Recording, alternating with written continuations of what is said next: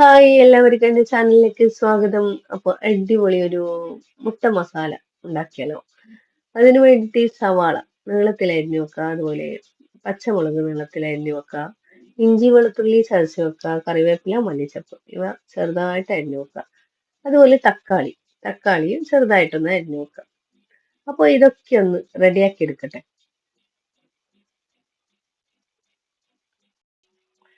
അപ്പോൾ മുട്ട വെച്ചിട്ടുള്ള അടിപൊളി കറിയാട്ടോ ഇത്. ഇതുപോലെയൊക്കെ ഒന്ന് റെഡിയാക്കി നോക്കുക, അടിപൊളി ടേസ്റ്റ് ആണ്.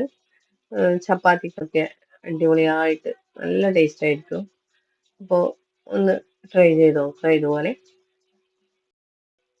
അപ്പോൾ ഇതൊക്കെ ഒന്ന് കട്ട് ചെയ്തതിന് ശേഷം മുട്ടൻ്റെ തൊലി ഒന്ന് കളഞ്ഞ് ഒന്ന് റെഡിയാക്കി വെക്കുക. അപ്പോൾ ഒരു ചെമ്പ് വെച്ചതിന് ശേഷം അതിലോട്ട് ഓയിൽ വെച്ച് സവാള ഇട്ട് നല്ലതുപോലെ ഒന്ന് വഴറ്റിയെടുക്കുക. അപ്പോൾ ആവശ്യത്തിന് ഉപ്പ് ഇട്ട് കൊടുക്കുക. അതിനുശേഷം ഉപ്പിട്ട് കൊടുത്താൽ വേഗത്തിലൊന്ന് സവാള വഴന്നു വരും. അതിലോട്ട് ഇഞ്ചി വെളുത്തുള്ളി ഇട്ട് കൊടുക്കുക, കറിവേപ്പില മല്ലിച്ചപ്പ് ഇട്ട് കൊടുക്കുക, അതുപോലെ പച്ചമുളക് ഇട്ട് കൊടുക്കുക, അതുപോലെ തക്കാളി ഇട്ട് കൊടുത്തതിന് ശേഷം നല്ലതുപോലെ ഒന്ന് വെന്ത് ഉടഞ്ഞു വരണം തക്കാളിയൊക്കെ.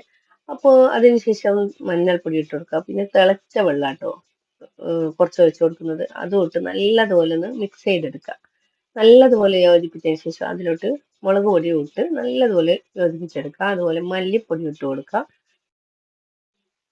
അപ്പോൾ ഈ മസാലപ്പൊടികളുടെ പച്ചച്ചുവയൊക്കെ മാറാൻ വേണ്ടി നല്ലതുപോലെ ഒന്ന് വഴറ്റിയെടുക്കുക. അതിനുശേഷം നമുക്ക് മുട്ട ഇട്ട് കൊടുക്കാം. മുട്ട ഇട്ടതിന് ശേഷം നല്ലതുപോലെ ഒന്ന് മിക്സ് ആക്കുക. നമ്മളെ മുട്ട റോസ്റ്റ്, മുട്ട മസാല അടിപൊളിയായിട്ട് റെഡി ആയിട്ടുണ്ട്. അപ്പോൾ എല്ലാവരും ഇതുപോലെ ഒന്ന് റെഡിയാക്കി നോക്കുക. എൻ്റെ ഈ വീഡിയോ ഇഷ്ടമായെങ്കിൽ എല്ലാവരും ഒന്ന് സപ്പോർട്ട് ചെയ്യുക. എല്ലാവർക്കും ഒന്ന് ഷെയർ ചെയ്ത് കൊടുക്കുക. Okay, by.